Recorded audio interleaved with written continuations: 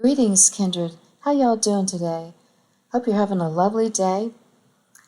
Today we're studying the book of Ezekiel. We're in chapter 16, and we left off last time with verse 26. So today we're going to be covering verses 27 through 43.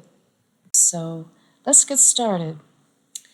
We have been given this tell it like it is, graphically descriptive 16th chapter of Ezekiel in order that we might see and understand the love our Father feels for his favorite location in all the universe, and also the anger and hurt and jealousy he feels about the type of religious, idolatrous worship his beloved city Jerusalem and her children have taken on.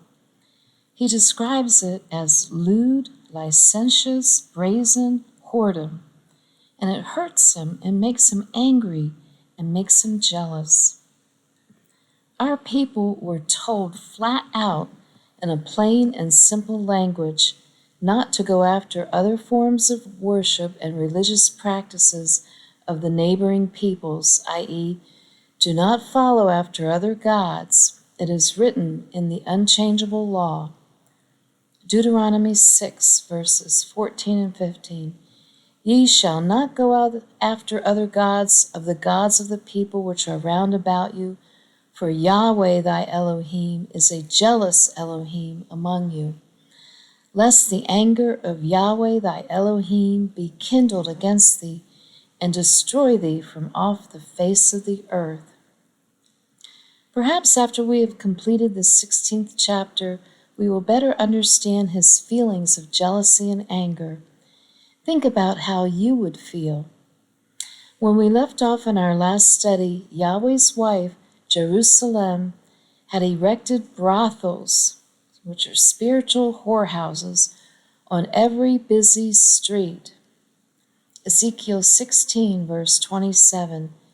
Behold, therefore, I have stretched out my hand over thee, and have diminished thy ordinary food, and delivered thee unto the will of them that hate thee, the daughters of the Philistines, which are ashamed of thy lewd way.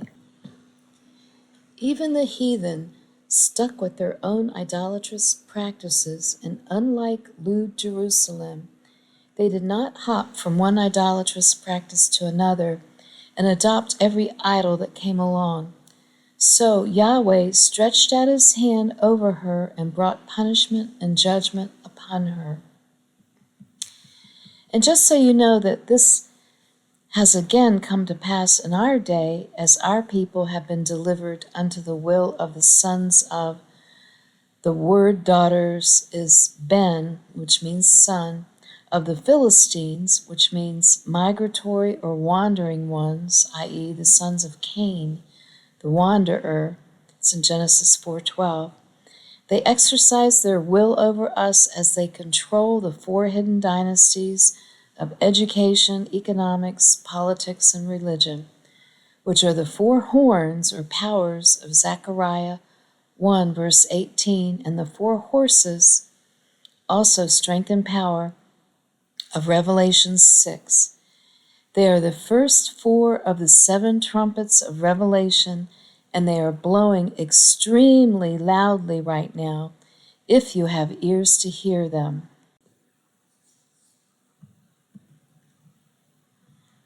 Verse 28, Thou hast played the whore also with the Assyrians, because thou was unsatiable. Yea, thou hast played the harlot with them, and yet couldst not be satisfied. She sought a league with the Assyrians, and along with it adopted their idolatries. Today there are many religious practices and beliefs and even holidays, all reworded, repackaged, and renamed Christian, that have come directly from ancient Assyria and Babylon. Have you ever heard of Ishtar eggs and quick like a bunny? Then there is the endless stream of new and various gimmicks, quick and easy feel-good doctrines and activities, and all sorts of entertaining attractions that churches advertise to lure people to their Beth Avens, houses of emptiness. Why don't they just put some food in the trough and then they won't have to coerce, trick, anesthetize, or beat the sheep to come on down? Why don't they teach the word of Yahweh line by line? Because most churches don't believe you can hold a congregation if all you do is teach Yahweh's word. How sad and how wrong they are. So just like whores, they can't seem to get enough new religion to be satisfied. Ezekiel 16, verse 29. Thou hast moreover multiplied thy fornication in the land of Canaan unto Chaldea, and yet thou wast not satisfied herewith. She brought in all the Babylonian idolatries, and even that wasn't enough. Verse 30. How weak is thine heart, saith Yahweh Elohim, seeing thou dost all these things, the work of an imperious, whorish woman. How weak is your heart means how sick and perverted is your mind.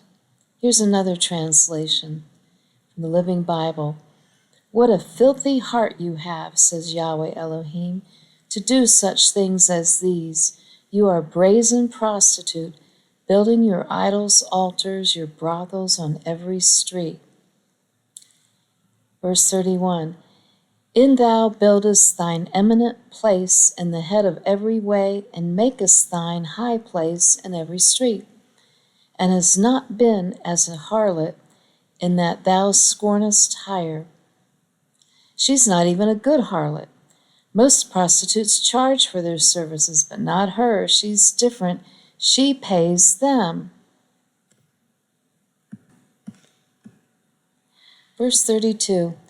But as a wife that committeth adultery, which taketh strangers instead of her husband, she will take on any religion that comes along except the truth of his word. Verse 33. They give gifts to all whores, but thou givest thy gifts to all thy lovers, and hirest them, that they may come unto thee on every side for thy whoredom. Usually men pay whores with gifts and money, while instead she gives away all her husband's precious blessings in order to get complete strangers to be her friends and allies, i.e., lovers. Verse 34. And the contrary is in thee from other women in thy whoredoms, whereas none followeth thee to commit whoredoms, and in that thou givest a reward, and no reward is given unto thee, therefore thou art contrary. She follows and chases after her lovers when they aren't following after her. She bribes them and gives them money and receives nothing in return. That sounds just like our current U.S. foreign policy, doesn't it? The problem is you can't buy friends, even at the national level. Where is wisdom? Ezekiel 16, verse 35. Wherefore, O harlot, hear the word of Yahweh. Verse 36. Thus saith Yahweh Elohim, because thy filthiness was poured out, and thy nakedness discovered through thy whoredoms with thy lovers, and with all the idols of thy abominations, and by the blood of thy children which thou didst give unto them. Filthiness means money, which she blew on her lovers. Here's Strong's definition. Filthiness. Nakasheth. Hebrew 51:78. For Hebrew 51:54. Copper, hence something made of that metal, i.e. coin, a fetter. Figurative base as compared with gold or silver. Brazen, brass, chain, copper, fetter of brass, filthiness, steel.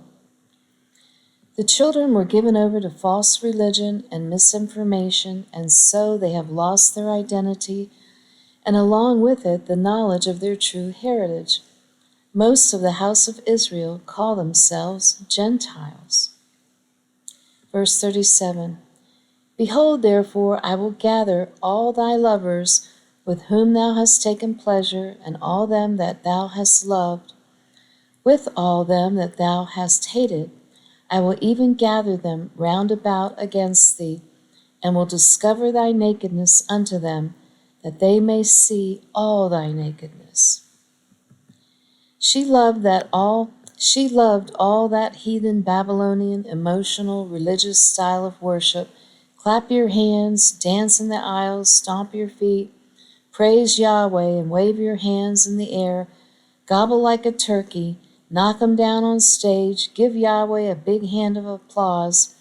Demand your miracle today, 'cause you have faith, brother. What do you mean there's a famine for hearing his word? Read Amos 8:11. And so it would be that her lovers would be the very ones who would take her captive. You see, the king of Babylon was about to come following this writing, and come against her he did in a fury and took her away. And so it will be in these last days also, that her lovers will be the very ones who will come and take her captive. She loves churchianity and religious worship, and she all but ignores the word of her true husbandman, Yeshua Christ. And so the king of Babylon, Babylon means confusion, will come in a fury, posing as the true Christ, and will take captive her heart and soul. You have never ever seen anyone as religious as Satan. Just wait until you see him disguised as Yeshua Christ. Yes, the instead of Christ will seduce her and her children, and that is why Yeshua would say concerning the last days, Luke 21, verse 23, but woe unto them that are with child, and to them that give suck in those days. For there shall be great distress in the land, and wrath upon this people. Yeshua wasn't talking about being physically pregnant, but about having been seduced by her main squeeze, her lover, who she will think is Yeshua Christ, her husband, but it will be the son of perdition standing in the temple claiming that he is Yahweh. That's in 2 Thessalonians chapter 2. Ezekiel 16, verse 38. And I will judge thee as women that break wedlock and shed blood are judged, and I will give thee blood and fury and jealousy. How do you think Christ will feel when he comes to take his virgin bride and finds her nursing a young child, which is a figure of speech, meaning she has been in bed with someone else? Jealousy and anger are definitely the right words. That's also why Christ said in Luke 23, verse 29, for behold, the days are coming, in the which they shall say, blessed are the barren and the wombs that never bare, and the paps which never gave suck. Again, Yeshua is not talking about pregnancy, but he means blessed are those who remain true to him as spiritual virgins, who do not become impregnated by the false Messiah who comes first and deceives the whole world. Remember, this entire 16th chapter of Ezekiel was given to us so that we could understand our Father's feelings about all this spiritual whoredom. Ezekiel 16, verse 39. And I will also give thee into their hand, and they shall throw down thine eminent place, and shall break down thy high places. They shall strip thee also of thy clothes, and shall take thy fair jewels, and leave thee naked and bare. The type was fulfilled in Nebuchadnezzar, when even the walls were dismantled. Verse 40. They shall also bring up a company against thee, and they shall stone thee with stones, and thrust thee through with their swords. A company is a military host. Again, this was fulfilled in type by Nebuchadnezzar, the king of Babylon, but it is written in Revelation that the king of Babylon of the end times, Satan himself, will also come against the people with his army, that locust army of Revelation 9:7, who will devour the souls of men, not their flesh, but their souls, for the battle is spiritual, not physical. That is why Yahweh's elect are instructed to put on the gospel armor in Ephesians chapter 6 and get ready to take a stand against his sword and his fiery darts. Verse 41, and they shall burn thine houses with fire and execute judgments upon thee in the sight of many women, and I will cause thee to cease from playing the harlot, and thou also shalt give no hire any more. This comes to pass on the first day of the millennium, when the King of Kings returns, and all false prophets are silenced, all idolatry is stopped, and there will be peace on earth, for the Prince of Peace shall reign with discipline, a rod of iron, along with his saints, Yahweh's elect. The last 8 chapters of this book of Ezekiel are all about the millennium. Ezekiel 16, verse 42. So will I make my fury toward thee to rest, and my jealousy shall depart from thee, and I will be quiet and will no more be angry. We look forward to that glorious day. However, right now he is still angry. Verse 43.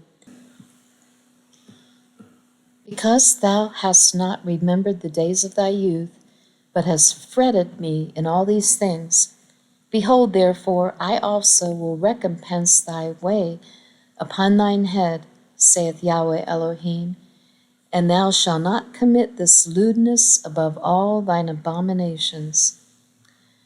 Fretted equals provoked to anger. Lewdness equals heinous crimes. This applies both nationally and individually. We as a nation have forgotten Yahweh Elohim. We have even allowed the will of the sons of the first wanderer to kick him out of our public schools. We are in big trouble, and the recompense is on its way. Okay, this concludes this portion of the study. We ended with verse 43, and next time we will pick it up with verse 44. We have quite a few more verses to go yet.